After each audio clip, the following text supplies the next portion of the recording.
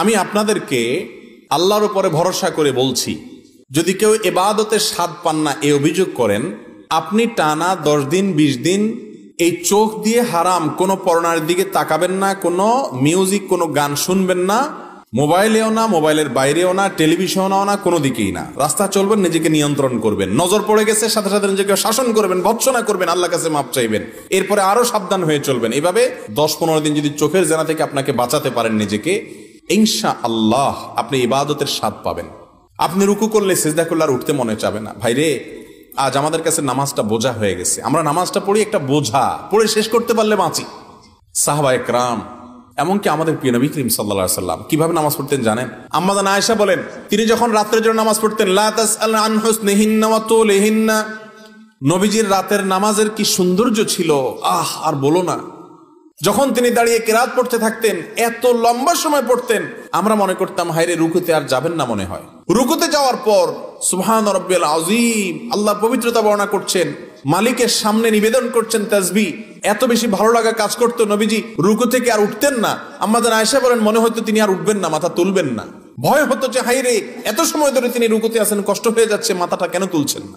এরপর যখন মাথা তুলতেন, এত সময় ধরে দাঁড়িয়ে আল্লাহর প্রশংসা করতেন, হামদান কাসীরান তাইয়িবান মুবারাকান ফি রব্বানা ওয়ালাকাল হামদ। এতবার এত সময় নিয়ে বলতেন, মনে হয় যে আর সিজদা যাবেন না। আবার সিজদা গেলে একই অবস্থা। সবচেয়ে মজার জায়গায় সিজদা, আমার মালিককে আমি সিজদা করছি, এই সিজদার বিনিময়ে দুনিয়া এবং দুনিয়ার মধ্যে যা কিছু আছে সবকিছুর চাইতে উত্তম হবে, মালিকের সবচেয়ে নৈকট্য অর্জন হবে। আকরাবু মা ইয়াকুনুল আবদু মির রাব্বিহি ওয়া হুয়া সাজিদ, বান্দা আল্লাহর সবচেয়ে কাছে যেতে পারে যখন সে সিজদায় চলে যায়। প্রধানমন্ত্রীর খুব কাছে যেতে পারলে, প্রেসিডেন্টের খুব কাছে যেতে পারলে আমাদের গর্ব হয়। দুনিয়ার প্রধানমন্ত্রী, দুনিয়ার প্রেসিডেন্ট, দুনিয়ার রাজা, দুনিয়ার সমস্ত মানুষের মালিক যিনি, বাদশাহ যিনি, রব যিনি, সবাই যার গোলাম সৃষ্টি, সেই মালিকের সবচেয়ে কাছে যেতে পারে মানুষ যখন সিজদায় চলে যায়। আপনি যদি মনে করেন আমি সিজদায় আছি, আমার রবের সবচেয়ে কাছে আছি, একবারে সামনাসামনি রবকে পেয়ে আমি নিবেদন করছি সুবহান রাব্বিয়াল আলা, ও আমার মহান প্রভু মালিক, আপনি পবিত্র, আপনার পবিত্রতা আমি বর্ণনা করছি, ভালো লাগা কাজ করবে। নবীজি সাল্লাল্লাহু আলাইহি ওয়াসাল্লাম লম্বা সময় সিজদা করতেন, উঠতে চাইতেন না। আর আমাদের অবস্থা হলো, নামাজ তাড়াতাড়ি করে শেষ করতে পারলে বাঁচি। নামাজের পরে যদি বৃষ্টি হয়, তো মসজিদের দুয়ারে এসে সবাই এমন ভাবে একত্র হয়, মনে হয় জেলখানায় আছে, বাইরে হওয়ার জন্য সবাই পাগল হয়ে গেছে। ঠিক না ঠিক?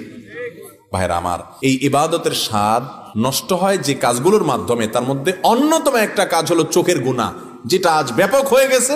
এই জন্য ইবাদতের স্বাদ নাই। আল্লাহ আমাদেরকে চোখের জেনা থেকে বেঁচে থাকার তৌফিক দান করুন। আর এমনি গণহারে গুনাহের কারণেও ইবাদতের স্বাদ কমে যায়। ইবাদতের স্বাদ কমার তৃতীয় কারণ হলো হারাম খানা। আজকাল খাবারের মধ্যে এত ভেজাল, আল্লাহ মাফ করুক।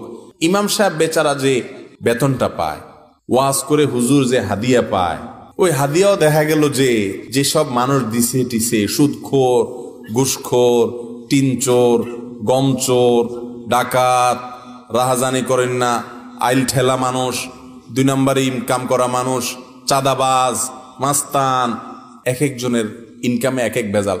আবার কেউ আছে এগুলো কিছু করেন, আপনারা খুব হাসতেছেন মনে মনে, হুজুর সব বাঁশ দিয়ে ফেলতেছে। আপনি নিজেও যে বাঁশ খাওয়ার লোক, আপনি বোনের হক দেন নাই, ফুফুর হক দেন নাই বাপের সম্পত্তিতে, তাহলে আপনিও হারামখোর, আমিও হারামখোর হয়ে যাব যদি এই কাজ করি। ঠিক না ঠিক?